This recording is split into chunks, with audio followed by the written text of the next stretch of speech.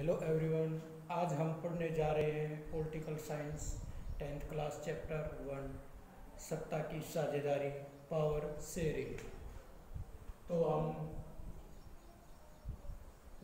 Power sharing सत्ता की साझेदारी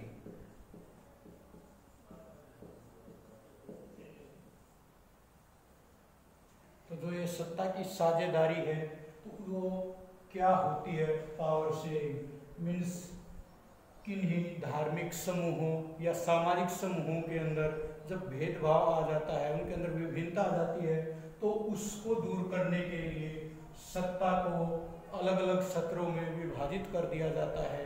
तो उसको पावर शेयरिंग बोलते हैं, सत्ता की साझेदारी बोलते हैं। तो आपके इस चैप्टर में एक एग्जाम्पल के द्वारा जो समझाया गया है तो वो है एक यूरोप का देश, यूरोप महाद्वीप है, इसका एक देश है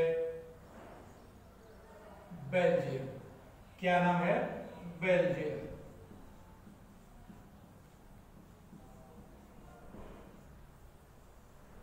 अब ये बेल्जियम है, यूरोप महाद्वीप का एक छोटा सा देश है जिसकी सीमा फ्रांस, जर्मनी, लग्जमबर्ग से लगती है और ये हमारे हरियाणा राज्य से भी छोटा है और इसकी आबादी 1 करोड़ से अधिक है, लगभग हमारे हरियाणा की आधी आबादी है। तो जो ये बेल्जियम देश है तो यहाँ पर एक समस्या थी कि अल्पसंख्यक और बहुसंख्यक के बीच में जो तनाव था उसको लेकर यहाँ की जातीय बनावट थी तो वो कैसी थी। तो इसकी जो जातीय बनावट है,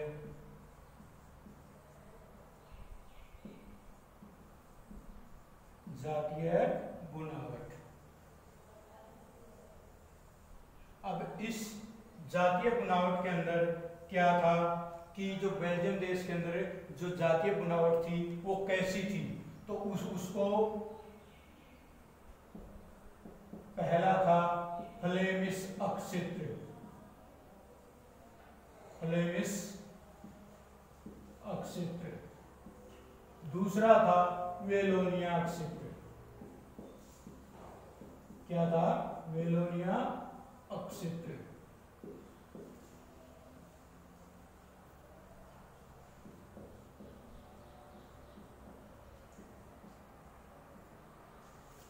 अब 3 इलाकों में बटा हुआ था, एक फ्लेमिश क्षेत्र था और एक वेलोनिया क्षेत्र। अब इस फ्लेमिश क्षेत्र में कौन निवास करते थे? यहाँ पर जो आबादी थी वो कौन सी थी? डच भाषा बोलने वाले। कौन से थे? डच भाषी। अब डच भाषा बोलने वालों की संख्या थी 59%।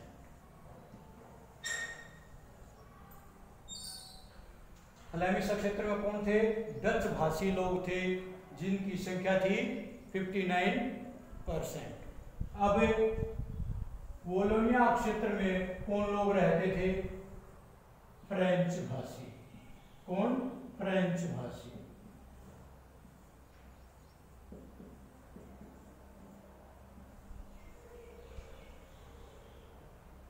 फ्रेंच भाषी, इनकी संख्या थी 40%। कितनी थी इनकी संख्या? 40%। और शेष जो थे वो 1% जनसंख्या थी जो क्या बोलते थे? जर्मन भाषी, जो थे जर्मन भाषी लोग थे। अब समस्या कहाँ हुई कि तनाव पैदा हुआ तो वो क्या हुआ? डच भाषी और फ्रेंच भाषी जो लोग थे उनके बीच तनाव पैदा हुआ, क्योंकि डच भाषी जो लोग थे उनकी संख्या थी 59 और फ्रेंच भाषी जो लोग थे उनकी संख्या थी 40। लेकिन ये अल्पसंख्यक होने के, ये क्या थे? बहुसंख्यक। ये क्या थे? बहुसंख्यक। और ये क्या थे? अल्पसंख्यक।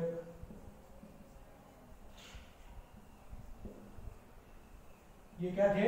अल्पसंख्यक और ये बहुसंख्यक। लेकिन इन अल्पसंख्यक का इनके ऊपर दबाव था। इनसे ज्यादा ताकतवर और समृद्ध थे फ्रेंच बोलने वाले। अब इनसे जो ज्यादा ताकतवर कौन थे? फ्रेंच भाषी। तो इनके बीच तनाव पैदा हुआ और उसके बाद इस बेल्जियम की जो राजधानी थी वो थी ब्रुसेल्स।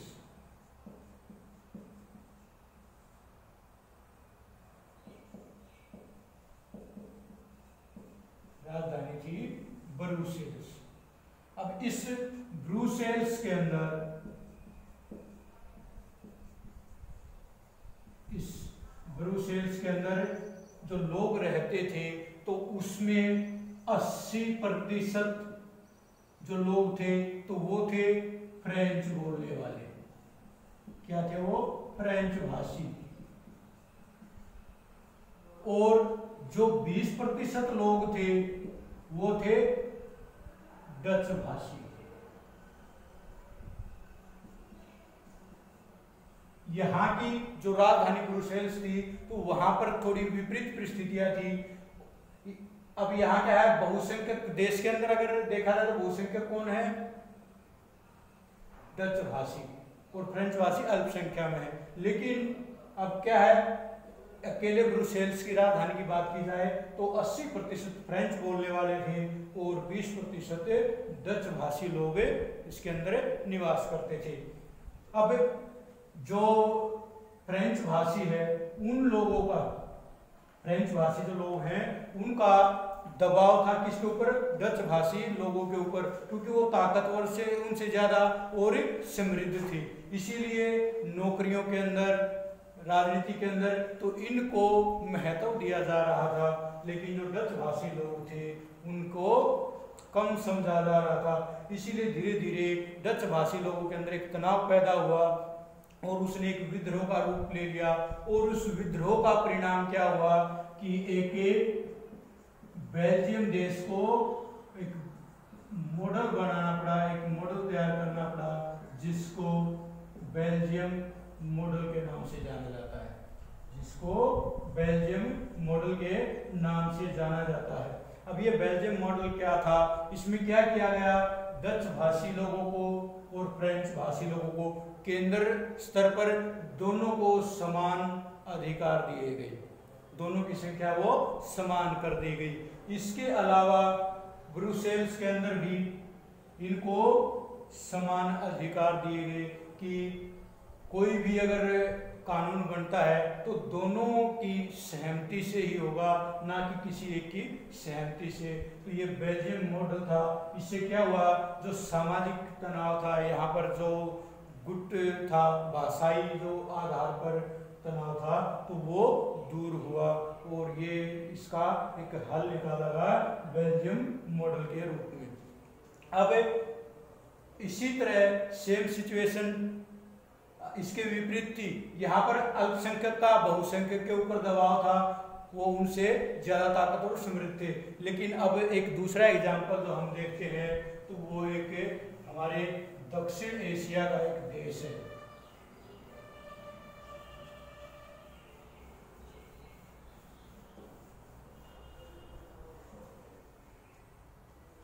अब ये एशिया का एक देश है। जो दूसरा एग्जाम्पल हम देखते हैं वो एशिया का एक देश है, नाम है श्रीलंका। श्रीलंका। अब एशिया का जो देश है श्रीलंका, तो इसमें भी एक जातीय बनावट थी श्रीलंका की, जिसके कारण यहां भी तनाव पैदा हुआ। तो यहाँ की जातीय बनावटें क्या थी? उस जातीय बनावट के अंदर क्या थे? 3 भागों में डाला।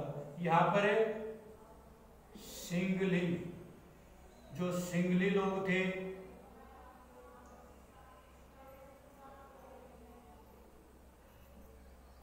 सिंगली लोग थे, उनकी संख्या यहाँ पर कितनी थी? जो सिंगली लोग थे उनकी संख्या थी 74%। कितने थे? 74%। ये 74% की। और किस धर्म को मानते थे? बौद्ध धर्म को। किसको मानने वाले लोग थे ये? बौद्ध धर्म को मानने वाले लोग थे। अब इसके बाद दूसरा था तमिल। जो तमिल लोग थे उनकी संख्या कितनी थी? 80%। कितनी थी? 80%। इनकी संख्या कितनी थी? 80%। अब उस 80% के अंदर भी दो भागों में इनको बांटा गया था। एक था भारतीय मूल के, भारतीय मूल, इनकी संख्या थी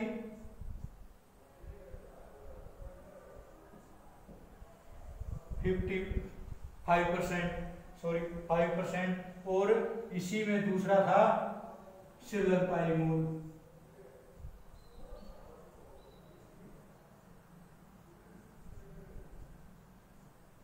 उनकी संख्या थी 13। अब ये इसको भारतीय मूल भी कह दिया। दूसरे देशों से भी यहाँ पर औपनिवेशिक शासन के दौरान वहाँ पर काम करने के लिए उनको ले जाया गया था। वो भारतीय मूल के भी हो सकते, किसी दूसरे देश के भी हो सकते, लेकिन वो श्रीलंकाई मूल के नहीं थे। तो वो 13% श्रीलंकाई मूल के लोग इसमें थे। अब इसके अलावा जो तीसरा यहाँ गुट था तो वो थे ईसाई। तीसरा जो गुट था वो थे ईसाई। इनकी संख्या थी 7%। कितनी थी? 7%। अब जो सिंगली लोग थे उनका धर्म था बौद्ध। तमिल लोग थे तो वो हिंदू और इस्लाम दोनों धर्मों को मानते थे, हिंदू और इस्लाम। तो ये दोनों धर्मों को मानने वाले लोग थे, हिंदू और इस्लाम तमिल बोलते थे, बौद्ध धर्म वाले लोग सिंगली भाषा बोलते थे। लेकिन जो ईसाई लोग थे वो तमिल भी बोलते थे और वो सिंगली भी बोलते थे। वो तमिल भी बोलते थे और सिंगली भाषा भी बोलते थे। अब यहाँ क्या था? जो 74% जो सिंगली समुदाय के लोग थे उनका वर्चस्व था किसके ऊपर? तमिलों के ऊपर। अब जो तमिल लोग हैं उनमें नाराजगी बढ़ी, क्योंकि अब उनका शोषण हो रहा था, उनको अधिकार नहीं मिल रहे थे। अब तो पूरे के पूरे अधिकार क्या थे? सिंगली लोगों ने अपने कब्जे में लिए हुए थे। तो तमिल लोगों ने इनका विरोध किया और उसी विरोध के परिणाम स्वरूप श्रीलंका में एक संगठन बना जिसको लिट्टे बोला गया, जिसको लिट्टे बोला गया।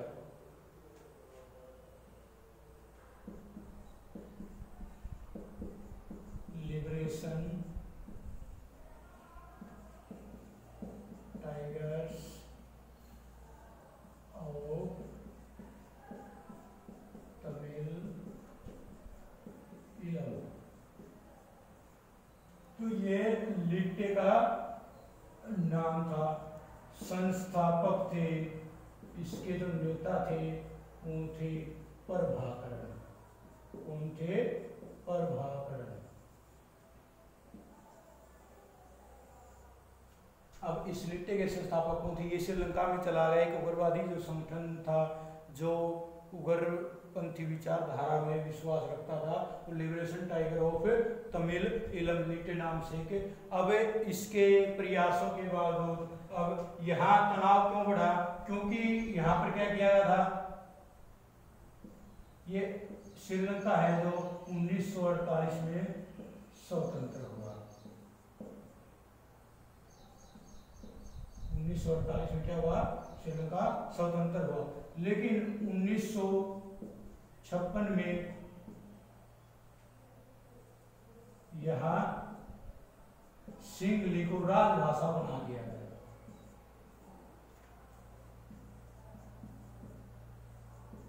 सिंगली को राजभाषा बना दिया गया।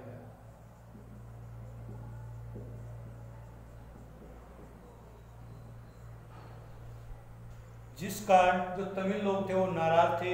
उनकी मांगे क्या थी कि तमिल को राजभाषा बनाया जाए, और यहाँ पर क्या था, बौद्ध धर्म को संरक्षण प्रदान किया गया, बौद्ध धर्म को संरक्षण प्रदान किया गया।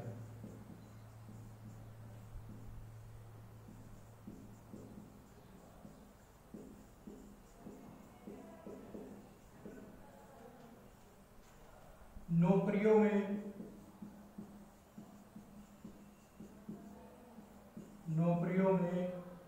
सिंगलियों को प्राथमिकता दी गई।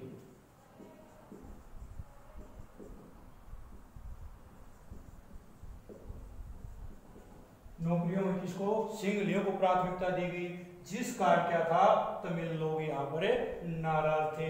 तो यहाँ की जो जातीय बनावट थी, अब इसमें डिफरेंस क्या है, बेल्जियम के अंदर क्या था, अल्पसंख्यक जो लोग थे, जो अल्पसंख्यक लोग थे 40%, जो 40% लोग थे, उनका जो दबाव था किसके ऊपर था, वो डच भाषी लोग। लेकिन यहाँ क्या है, जो बहुसंख्यक है, जो सिंगली बहुसंख्यक है यहाँ पे, उनका दबाव था अल्पसंख्यक तमिलों के ऊपर।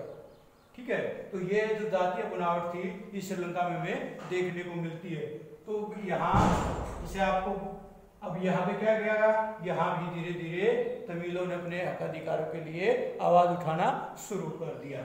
तो इसीलिए अब जो पाठ है आपका सत्ता की साझेदारी, तो वो क्यों जरूरी है, ताकि ये जो समस्याएं हैं, जो धार्मिक गुट है, सामाजिक गुट है, तो ये आपस में तनावपूर्ण इनकी स्थिति ना हो, इसीलिए सत्ता की साझेदारी जरूरी है। अब सत्ता की जो साझेदारी है वो कैसे होती है,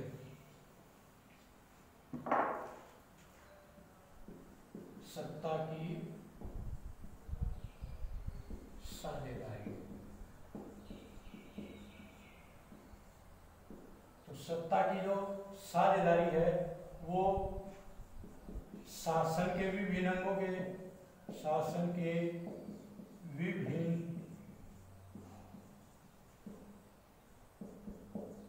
अंगों के बीच साझेदारी,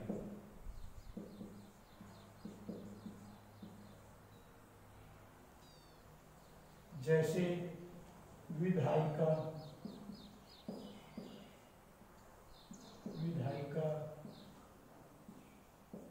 कार्यपालिका,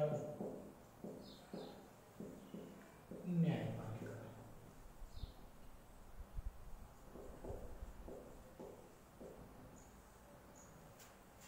फिर है सरकार के सत्रों के बीच साझेदारी, सरकार के सत्रों के बीच साझेदारी,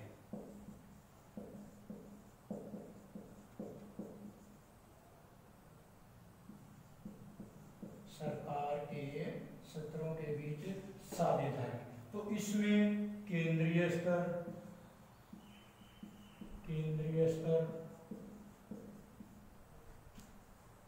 प्रांतीय स्तर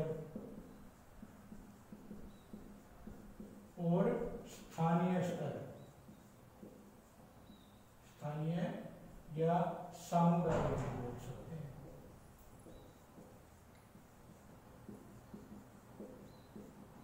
अब शासन के विभिन्न अंगों के बीच, क्योंकि आपस में अब ये है, जो विधायिका है उसके कार्य अलग है, कार्यपालिका के अलग है, न्यायपालिका के अलग है, यानी कि बीच में कोई भी गलतफहमी ना हो, एक दूसरे के अधिकारों को बांटा गया है, किसके क्या अधिकार है। इसी प्रकार जो सरकार के स्तर है, केंद्र स्तर पर अलग से शक्तियां दी गई है, प्रांतीय स्तर पर अलग से दी गई है, और स्थानीय या सामुदायिक स्तर पर अलग से उनको शक्तियां दी गई है। इसी को बोलते हैं सत्ता की साझेदारी, मीन्स मिलजुल के काम करना, यानी कि केंद्र स्तर पे जो उनके कार्य है जो अलग हैं, वो प्रांतीय स्तर पे कोई हस्तक्षेप नहीं करेगा, प्रांतीय स्तर वाला स्थानीय स्तर पर कोई हस्तक्षेप नहीं करेगा।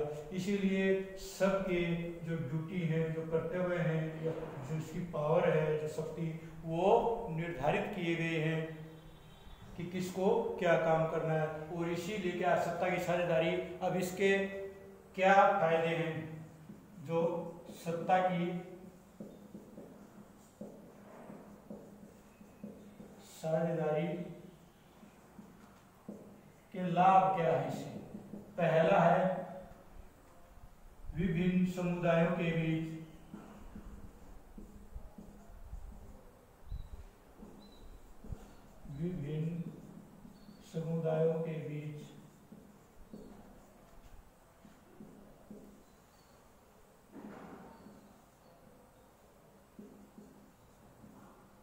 टकराव कम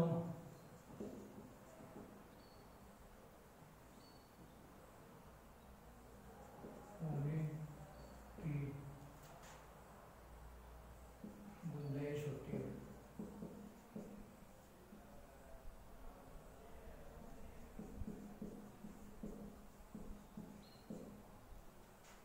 फिर शक्तियों का जो बंटवारा है वो भी इनके अंदर होता है।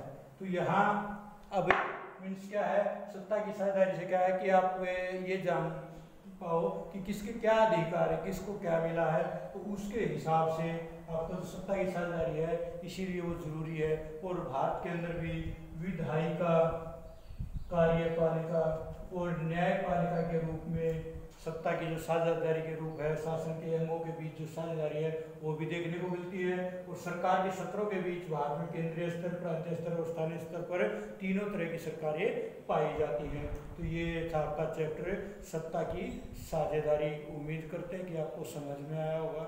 Thank you for watching.